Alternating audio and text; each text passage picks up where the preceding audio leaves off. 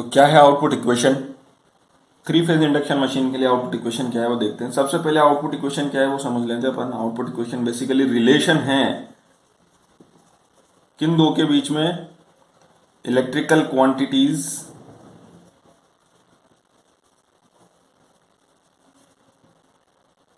And physical quantities. Machine की electrical quantities और machine की फिजिकल क्वांटिटीज के बीच में रिलेशन है। इलेक्ट्रिकल क्वांटिटीज जैसे V वोल्टेज, I करंट, या इन दोनों का कंबाइंड इफेक्ट देखो तो Q, जिसको अपन kVA में बताते हैं। और फिजिकल क्वांटिटीज जैसे डायमीटर अपन ने डिस्कस किया था, मेन डायमेंशन, उसकी लेंथ। तो इनका आपस में रिलेशन कैसे निकालेंगे? अगर ये मैंने निकाल लिया तो V और I तो क्या है, VI या मैं Q बोलूं, इनको हम नाप सकते हैं, मेजर कर सकते हैं इलेक्ट्रिकल मीटर्स के माध्यम से, या जो हमारे पास इक्वेशंस हैं जिनके आधार पर हम हमारी जो रिक्वायरमेंट्स है कि भाई कितने टॉर्क की मशीन होनी चाहिए, कितने किलोवाट की या HP की मशीन होनी चाहिए, या कितनी उसकी स्पीड होनी चाहिए,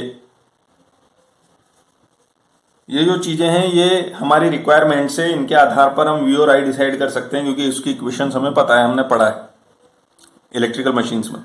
पर इन सब चीजों के लिए एक्चुअल में मशीन का आकार, मशीन की शेप, मशीन की लंबाई चौड़ाई कितनी होनी चाहिए वो हमें निकालनी है। तो इसके लिए हमें कोई ना कोई इक्वेशन चाहिए, कोई ना कोई बीच में रिलेशन चाहिए। इसी इक्वेशन को कहा जाता है क्या? Output equation. ठीक है, तो मोटी मोटी समझने की बात यह है कि जो हमारी इलेक्ट्रिकल क्वांटिटीज है Q, और जो हमारी फिजिकल क्वांटिटीज है, फॉर एग्जाम्पल उसका डाया, उसकी लेंथ, इनके बीच में रिलेशन है आउटपुट इक्वेशन। वो हमें स्थापित करना है रिलेशन, वो हमें फाइंड आउट करना है, और या फिर किताबों में दे रखा है, हमें समझना है।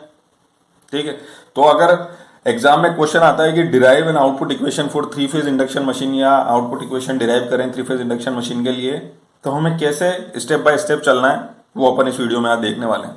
पूरा देखिएगा एंड तक, आपको समझ में आ जाएगा। और एक बार एक मशीन की आउटपुट इक्वेशन समझ में आ गई तो आप बाकी किसी भी मशीन के लिए आराम से समझ सकते हैं, याद रख सकते हैं, पेपर में लिख सकते हैं, डिराइव कर सकते हैं। ठीक है,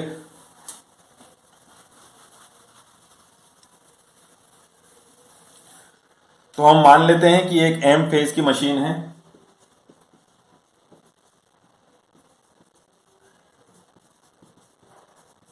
M फेज की एसी रोटेटिंग मशीन है। जाहिर सी बात है कि M क्या होगा? 3 होगा। 3 फेज की मशीन ज्यादातर हम यूज करते हैं मैक्सिमम, और क्वेश्चन आएगा तो वो भी 3 फेज का ही आएगा। तो एक 3 फेज की मशीन मान के चलते हैं अपन। तो मशीन के प्रति फेज का एक परिपथ समानांतर परिपथ होता है या पैरेलल परिपथ होता है, या हम ये कह सकते हैं कि पर फेज सिंगल सर्किट होगा।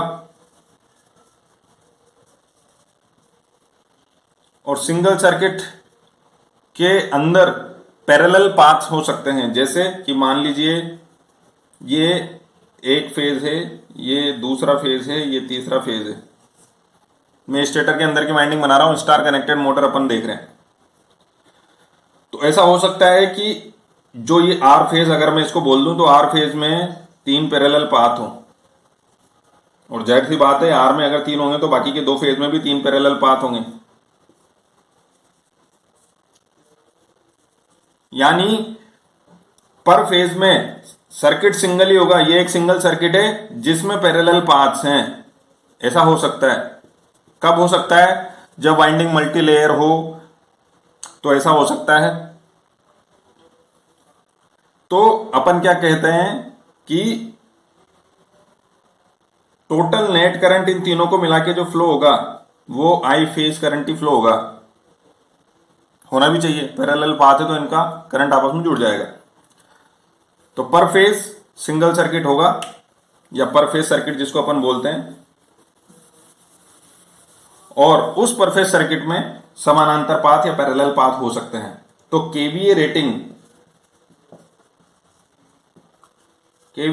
Q से जो हम डिनोट करते हैं वो कैसे देंगे कि फेज की संख्या, नंबर ऑफ फेज कितने हैं, M, इनटू प्रति phase output voltage EPH, into प्रति फेज करंट IPH और इंटू 10⁻³ 10⁻³ क्यों करा? ताकि ये KVA हो जाए। बेसिकली क्या कर रहे हैं अपन ने यहाँ पर फेज KVA निकाला, इसको भी मिला लो, और यहां पर हमने क्या किया, नंबर ऑफ फेजेस से उसे गुणा कर दिया। अपन पावर सिस्टम में भी करते हैं ऐसा, पर फेज कैलकुलेशन करते हैं और उसको अपन फेज से गुणा कर देते हैं, तो 3 फेज की कैलकुलेशन आ जाती है अगर सिस्टम बैलेंस्ड है। तो Q जो हमको मिला वो Q क्या मिल गया अपन को?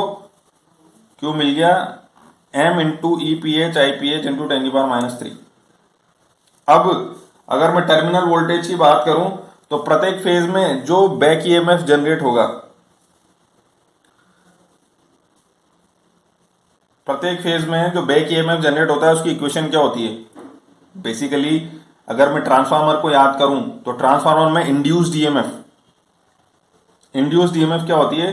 √2π FN∅, यहां पर N number of turns, frequency, flux, phi क्या है? फ्लक्स। इसको अपन लिख देते हैं 4.44 F∅N। ये तो होता है किसके? ट्रांसफार्मर के लिए। पर अगर मैं इसमें वाइंडिंग फैक्टर और मल्टीप्लाई कर दूं, KW, एक KW वाइंडिंग फैक्टर, तो ये अब हो जाएगी EMF, इंड्यूस्ड EMF किसमें? एक 3 फेज इंडक्शन मोटर में या 3 फेज इंडक्शन मशीन में। अगर मोटर की बात कर रहा हूं तो बैक EMF इंड्यूस्ड कही जाएगी, और जनरेटर की बात कर रहा हूं तो इंड्यूस्ड EMF कही जाएगी। पर अपन इंडक्शन जनरेटर की बात अभी नहीं करेंगे, थोड़ा सा कंफ्यूजिंग होता है, उसको आप अलग से देख लेना या मैं अलग से वीडियो बना दूंगा। इंडक्शन मोटर की अपन बात करेंगे जिसमें बैक EMF इंड्यूस हो रहा है स्टेटर की वाइंडिंग में। क्यों हो रहा है, कैसे हो रहा है, फटाफट से सुन लो।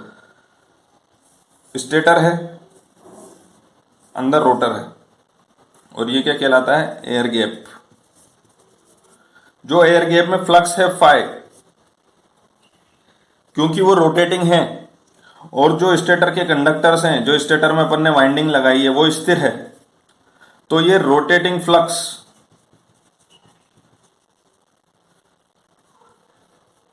ये रोटेटिंग फ्लक्स जो है ये उसको काटेगी। अगर रोटेटिंग फ्लक्स उसको काटेगी, किन कंडक्टर्स को? इन कंडक्टर्स को काटेगी, तो इनमें एक EMF इंड्यूस होगा, और वो होना भी चाहिए था बेसिकली, क्योंकि जब अपन किसी मोटर पे बाहर से टर्मिनल वोल्टेज दे रहे हैं और अगर यहाँ बैक EMF इंड्यूस नहीं होता तो यहाँ पर शॉर्ट सर्किट की कंडीशन बन जाती।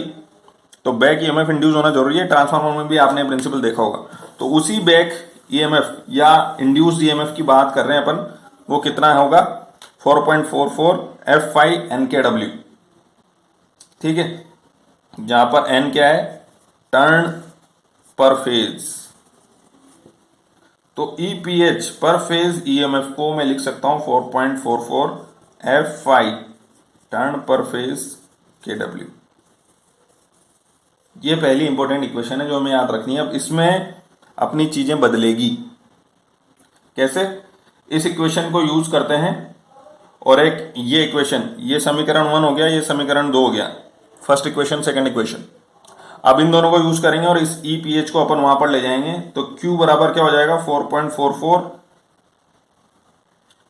अच्छा पहले M ले लेते हैं अपन, इक्वेशन के अनुसार ही लिखता हूं मैं, M into 4.44 F∅ TPH KW into IPH पर फेज करंट इंटू 10⁻³ ये किसमें है? KVA में। ठीक है, अब यहां पर इसको थोड़ा सा रीअरेंज करेंगे।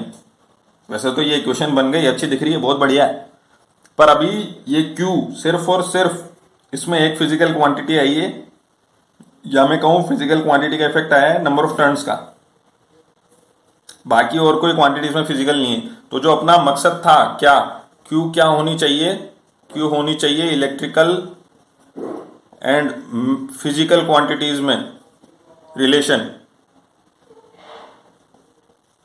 अपना मकसद यही था ना, Q ये आउटपुट इक्वेशन निकालने का। तो आउटपुट इक्वेशन निकालना या आउटपुट इक्वेशन क्या देखी थी अपन ने कि इलेक्ट्रिकल क्वांटिटीज और फिजिकल क्वांटिटीज में रिलेशन होना चाहिए। तो अभी यहाँ पर जो अपन देख रहे हैं कि एक साइड क्यू है और दूसरी साइड भी आईपीएच भी करंट है, फाई एक इलेक्ट्रिकल क्वांटिटी है, फ्रीक्वेंसी की इलेक्ट्रिकल क्वांटिटी है। तो अभी इलेक्ट्रिकल और मैकेनिकल के या फिजिकल क्वांटिटीज के बीच का रिलेशन नहीं है, तो अपन को इसको थोड़ा सा रीअरेंज करना पड़ेगा। और वो रीअरेंज करने के बाद हमें थोड़ी सी इक्वेशन अच्छी दिखने लगेगी। कैसे? थोड़ा सा अपन रीअरेंज करते हैं। इस फ्रीक्वेंसी को, या आपने सिंक्रोनस स्पीड की इक्वेशन देखी होगी 120 F/p, जहां पर ये क्या आरपीएम में होता है। अगर मेरे को रोटेशन पर सेकंड में आरपीएस में इसको लिखना है तो ns क्या हो जाता है 2F/p।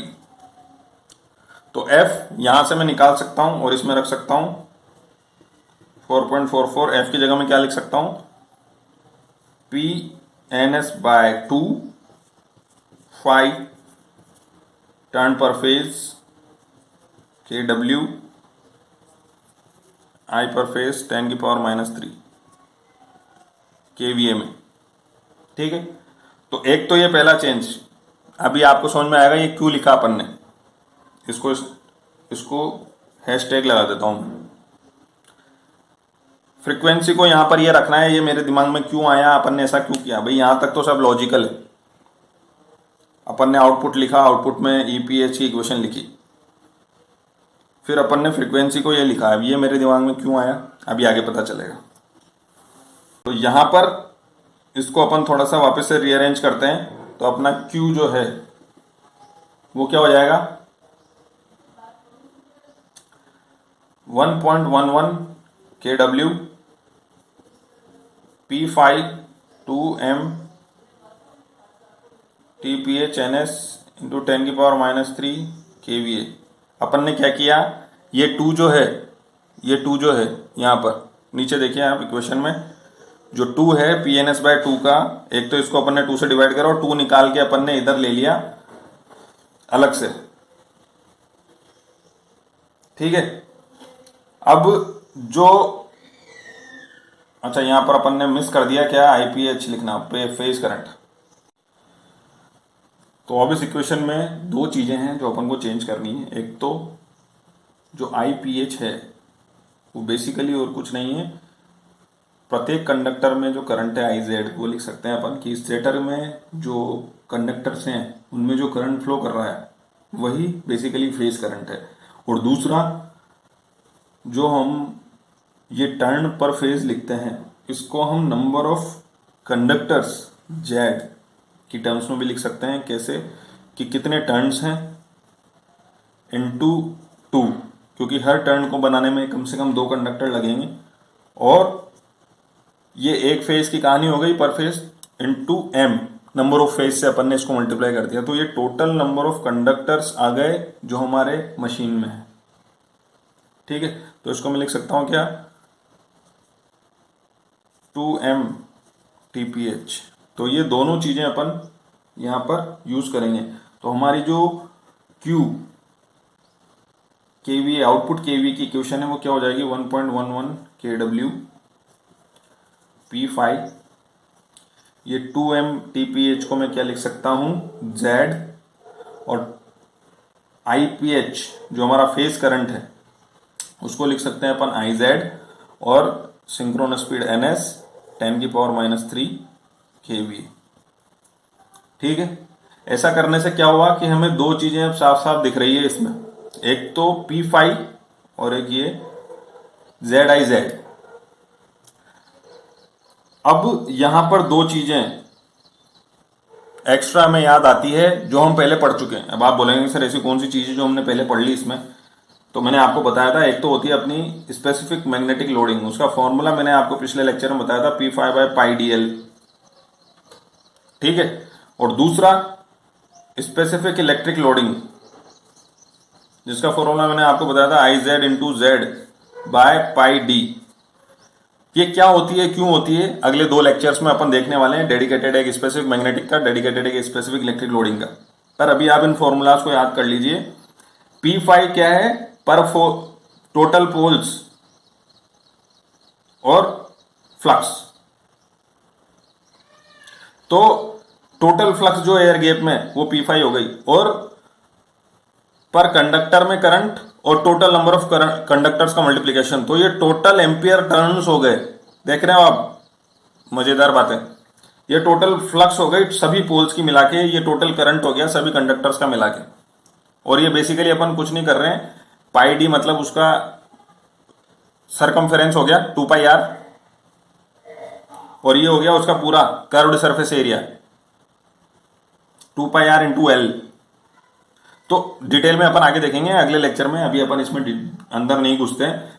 बेसिकली अपन ने क्या किया, अपन ने डीएल पिक्चर में लिया है अपन, ऐसा करके। कैसे, तो यहां पर हमारा Q क्या हो जाएगा, Q की इक्वेशन में दोबारा लिख देता हूं। ये P5 को यहां से निकाल के अपन यहां डालेंगे, और ZIZ को यहां से निकाल के अपन इस इक्वेशन में डालेंगे। तो 1.11 kW वाइंडिंग फैक्टर, P5 यहां से क्या हो जाएगा, B एवरेज पाई DL, और ZIZ क्या हो जाएगा, जो हमारा स्पेसिफिक इलेक्ट्रिक लोडिंग है AC इंटू पाई D, और सिंक्रोनस स्पीड NS इंटू 10⁻³ ये KVA में, क्योंकि रेटिंग है KVA। ठीक है। अब आप देखिए यहां से कि पाई और ये पाई कांस्टेंट टर्म से पाई स्क्वायर हो जाएगा, तो 1.11 pi square KW B average specific magnetic loading AC specific electric loading D square L NS 10⁻³ KVA, ये हमारी इक्वेशन होगी। अब जो हमारी कांस्टेंट टर्म्स है उनको मैं एक साइड ले लेता हूं, 1.11 पाई स्क्वायर KW, और यहां से ये 10⁻³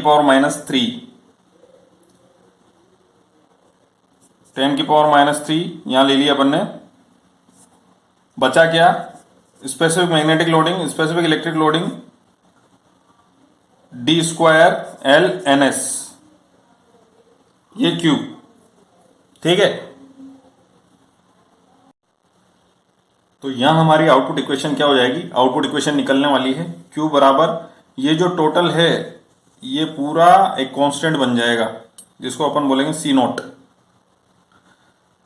D स्क्वायर L NS। आप देखो ये इसको स्पेसिफिक मैग्नेटिक लोडिंग और स्पेसिफिक इलेक्ट्रिक लोडिंग को भी कांस्टेंट बोल दिया है, क्योंकि एक पर्टिकुलर मशीन डिजाइन करने के लिए दोनों चीजें कांस्टेंट हो जाएगी। और इस C0 को अपन बोल देते हैं क्या, कूलिंग कोएफिशिएंट। कूलिंग कोएफिशिएंट इसको बोल देते हैं। क्यों बोल रहे हैं इसको कूलिंग कोएफिशिएंट, शीतलन गुणांक या कूलिंग कोएफिशिएंट इसको क्यों बोल रहे हैं, क्योंकि जैसा कि मैंने आपको पिछले लेक्चर में बताया था कि कितनी मैग्नेटिक फ्लक्स होनी चाहिए उसकी एक पर्टिकुलर वैल्यू है, उससे कम हुई तो परफॉर्मेंस अच्छी नहीं मिलेगी, उससे अगर ज्यादा हुई तो हीटिंग ज्यादा होगी। कंडक्टर्स में कितना करंट होना चाहिए, स्पेसिफिक इलेक्ट्रिक लोडिंग कितनी होनी चाहिए, इसकी भी एक पर्टिकुलर वैल्यू है एक पर्टिकुलर मशीन को डिजाइन करने के लिए। अगर उससे कम होगी तो जो मशीन डिजाइन हम करना चाह रहे हैं उसमें उतनी परफॉर्मेंस नहीं मिलेगी, उतना टॉर्क नहीं मिलेगा, उतनी पावर कंज्यूम नहीं करेगी वगैरह वगैरह। और अगर उससे ज्यादा करंट फ्लो करा तो हीटिंग ज्यादा होगी, इंसुलेशन को खतरा है, लॉसेस ज्यादा है।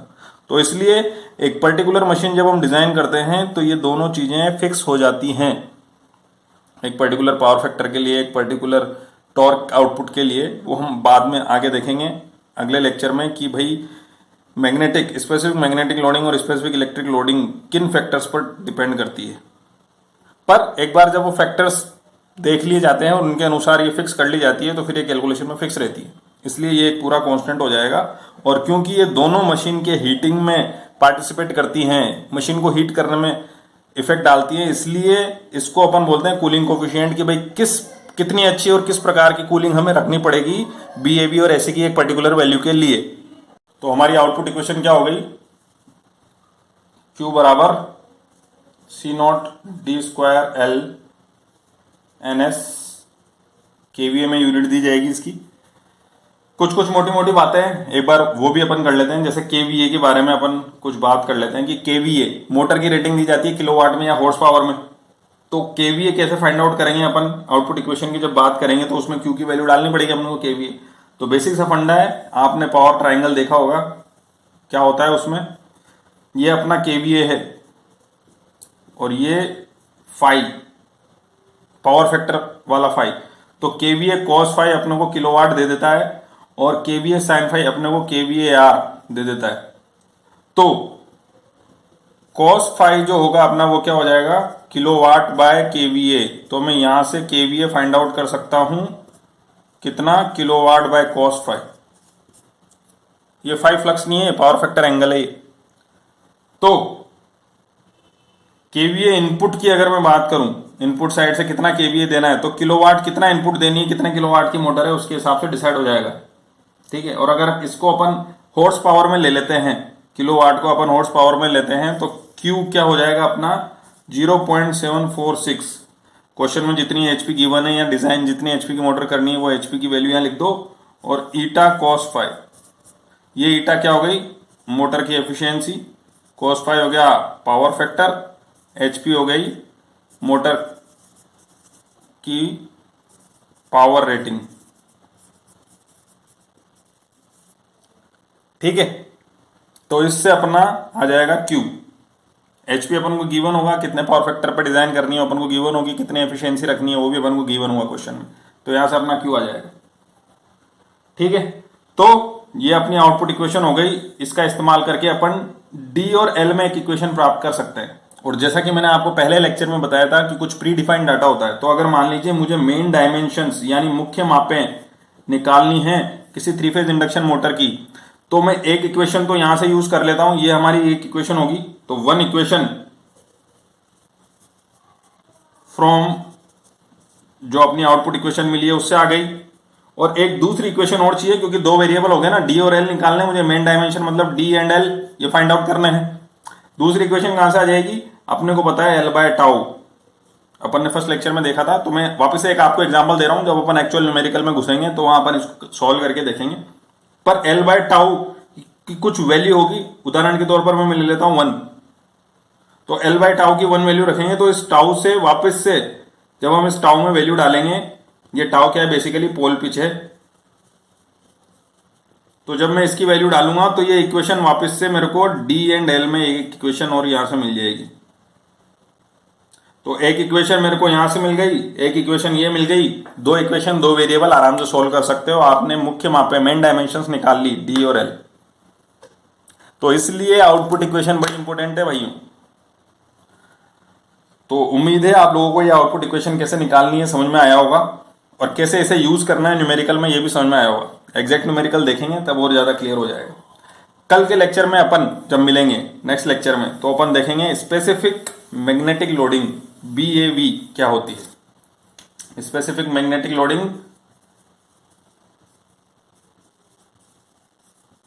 मैग्नेटिक लोडिंग जिसको अपन बोलते हैं BAV, जिसका फॉर्मूला होता है P∅/πdl। क्या है ये, क्यों है ये, क्या इसकी खासियत है, किन फैक्टर्स पर निर्भर करती है, नेक्स्ट लेक्चर में।